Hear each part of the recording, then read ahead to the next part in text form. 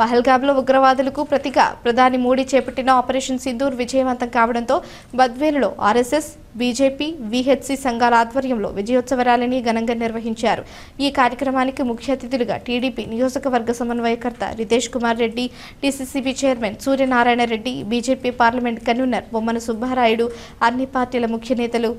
NSS విద్యార్థులు పాల్గొన్నారు. మన ఇన్ఛార్జ్ నితీష్ రెడ్డి గారికి, అలా బీజేపీ అధ్యక్షుడు వెంకట సుబ్బారెడ్డి గారికి, సుబ్బారాయుడు గారికి, మన రోషన్న గారికి అందరికీ నా యొక్క నమస్కారం. పహల్గామ్లో మన ఇండియన్స్ మీద పాకిస్తాన్ తీవ్రవాదులు, దుర్మార్గులు వారు చేసిన చాలా తీవ్రమైన చర్యకు మన ప్రధానమంత్రి గారు సింధూర్ అనే ఒక నామకరణం చేసి మన యుద్ధాన్ని పాకిస్తాన్ గుండెల మీద తన్నేలా ఎంతో ఓర్పుతో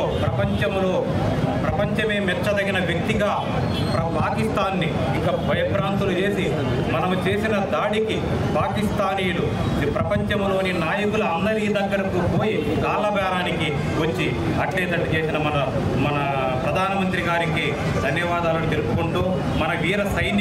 సైనికులు చేసిన సాహసాన్ని వాళ్ళని ప్రశంసించుకుంటూ నాకు ఇచ్చిన అవకాశాన్ని సద్వినియోగం చేసుకుంటూ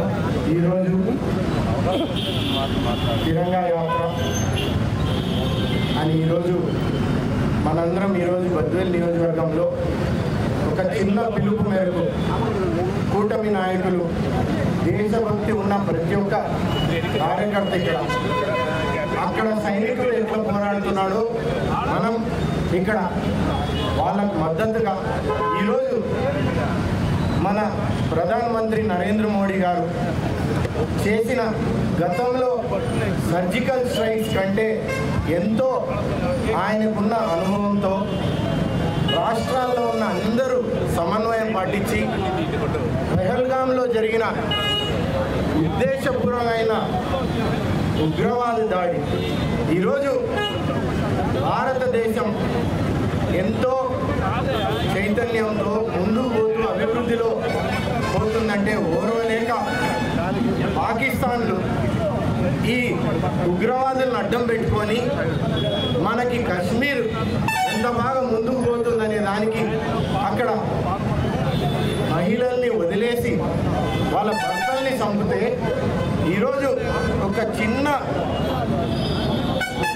గతంలో ప్రయోగాలు పక్కన పెట్టి యుద్ధం కూడా కాదు, ఈ ఉగ్రవాది దాడి మా భారతీయుల మీద చేస్తే ఈడ ఉన్న కోట్ల మంది జనాలు మా సైనికులను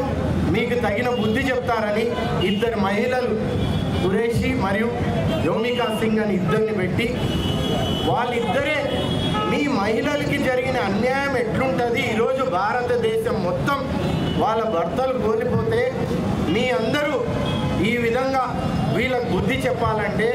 11 ఉగ్రవాద స్థానాలతో పాటు ఈరోజు ఎంతసేపు వాళ్ళు మాకు అనుభవములు ఉన్నాయి ఇవి ఉన్నాయంటే మాకు ప్రధానమంత్రి గారు ఒక స్టేట్మెంట్లో మీరు అందరూ చూశారు. అంటే మన దగ్గర ఉన్న అనుభవములన్నీ దీపావళికి వాడతామా, కానీ ఎటువంటి యుద్ధంలో ఎటువంటి ప్రాణ నష్టం జరగకుండా కేవలం ఉగ్రవాదుల మీద నష్టం జరిగేటట్టుగా రాష్ట్రం కాదు, దేశం కాదు,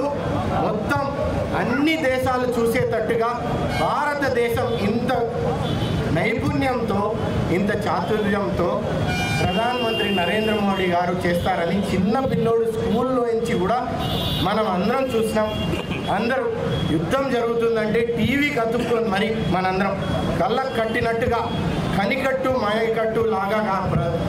పాకిస్తాన్లో చెప్పినట్టు కాకుండా ఎటువంటి ధ్వంసం చేస్తూ దాని వీడియోలో మనందరం చూసాం. ఈరోజు మనం ఎంత చెప్పినా సైనికుడికి వాళ్ళ కుటుంబానికి చేసింది చాలా తక్కువ. మనందరం ఇక్కడ ఉన్న వాళ్ళందరూ నేను కోరుకునేది ఒకటే,